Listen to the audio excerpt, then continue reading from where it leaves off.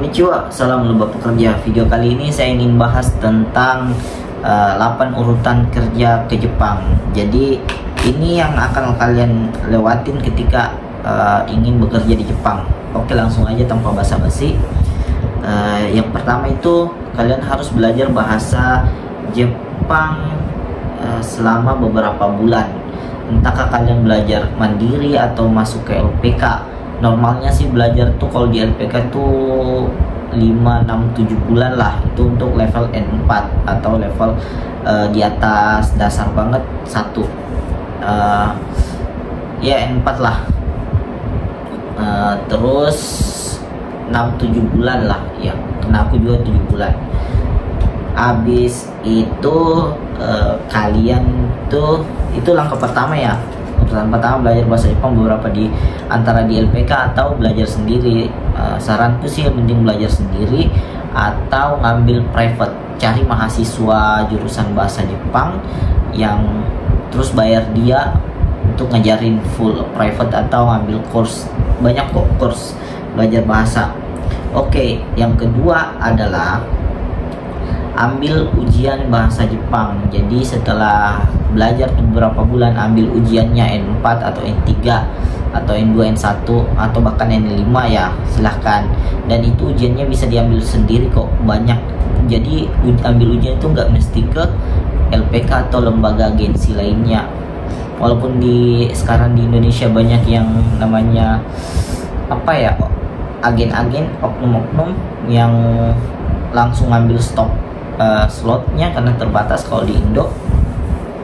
Tapi saranku nyoba aja sendiri, semua itu bisa di-apply sendiri tanpa bantuan orang lain. Tapi kalau misal kalian mau pakai lebih cepat, bantuan orang tapi mahal, mending coba sendiri dulu lah, coba sendiri.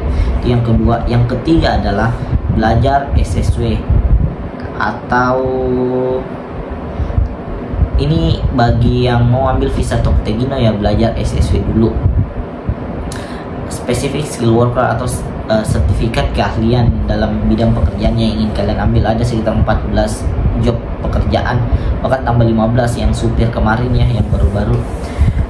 Itu yang mesti kalian persiapin, belajar sekitar 1-2 bulan lah untuk ambil ujiannya. Setelah ambil ujian itu, setelah belajar terus ngambil ujiannya, seperti ujiannya juga bisa di-apply sendiri, jadi nggak mesti untuk dibantu orang lain.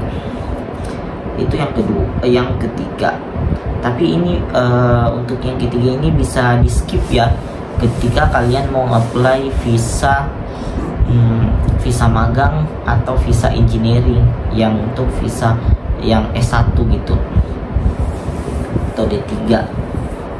Yang keempat itu, ini yang keempat sama yang kelima ini bisa kebalik ya, tergantung kalian mau yang mana dulu.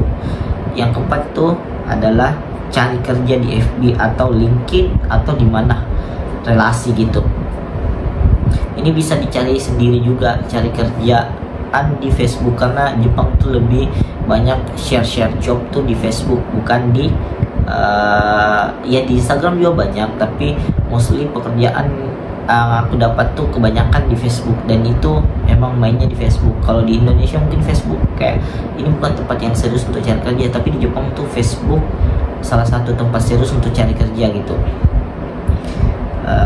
Terus yang kelima adalah cari agensi kalau atau bisa sebaliknya.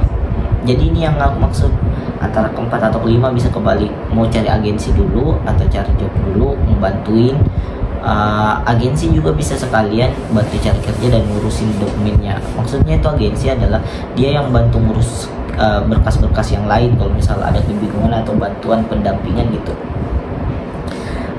Oke. Selanjutnya yang keenam adalah urus paspor. Ya ini sih bahkan ada yang lain yang punya paspor dari dulu. Yang ketujuh adalah urus visa dan medical check up. Medical check up untuk keperluan berkas lah. Terus yang ke-8 pemberangkatan. Jadi ini pemberangkatan itulah proses yang mesti kalian lewatin ketika mau ke Jepang, ada sekitar 8 lah menurutku yang mesti kalian lewati. Itu umumnya ya, tapi banyak case yang urutannya beda juga, jadi tergantung situasi dan kondisi. Tapi mostly itu urutan 1 sampai 3 itu emang gitu, udah fix. Selanjutnya tuh yang 3 sampai yang 4 sampai 8 tuh ya optional. Oke, see you next video, Matane.